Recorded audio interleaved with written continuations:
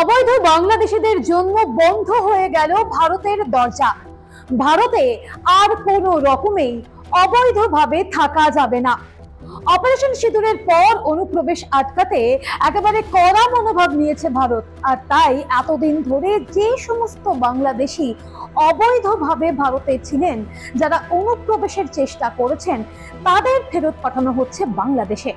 ভারতের দরজা চিরতরে বন্ধ হলো তাদের জন্য।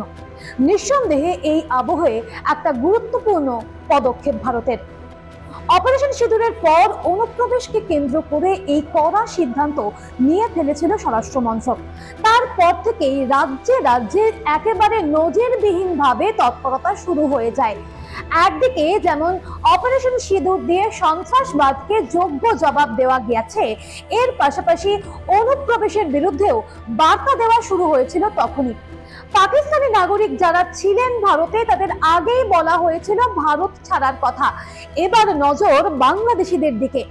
ইতিমধ্যেই ত্রিপুরা, মেঘালয় এবং আসাম সীমান্ত দিয়ে প্রায় 2000 বাংলাদেশিকে ফেরত পাঠানো হয়েছে।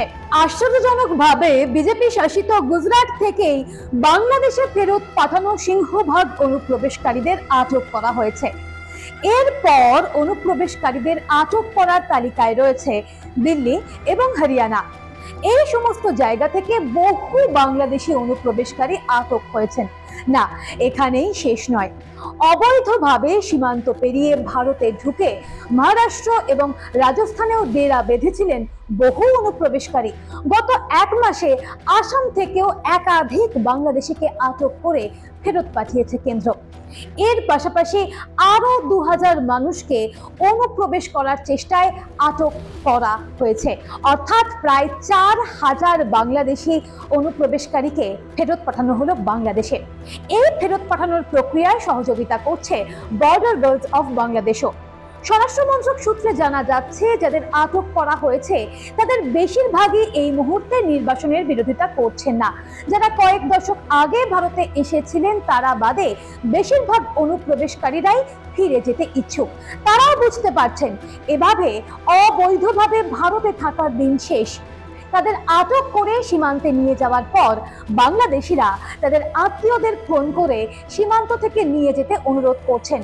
কারণ তারা যদি বাংলাদেশে ফিরতে না চান, তাহলে তাদের আটক করে রাখা হবে অভিবাসন কেন্দ্র বা কারাগারে। তাই ঝামেলা এড়াতে দেশে ফিরে যাওয়াই শ্রেয় বলে মনে করছেন অনুপ্রবেশকারীরা। তারা এক প্রকার স্পষ্ট, ভারতের জন্য তাদের দরজা বন্ধ। দেশ জুড়ে বিভিন্ন জায়গায় তল্লাশিতে যদি কোনো বাংলাদেশি নাগরিকের কাছে ভারতে থাকার প্রয়োজনীয় নথিপত্র না থাকে, তাকে আটক করে নির্দিষ্ট সেন্টারে নিয়ে যাওয়া হচ্ছে। দেশের বিভিন্ন জায়গায় এই সেন্টারগুলি রয়েছে।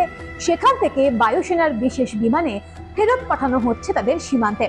প্রথমে সেখানকার অস্থায়ী শিবিরে রেখে তাদের তুলে দেওয়া হচ্ছে বিএসএফ এর হাতে। বাকি প্রক্রিয়া শেষ করছে বিএসএফ।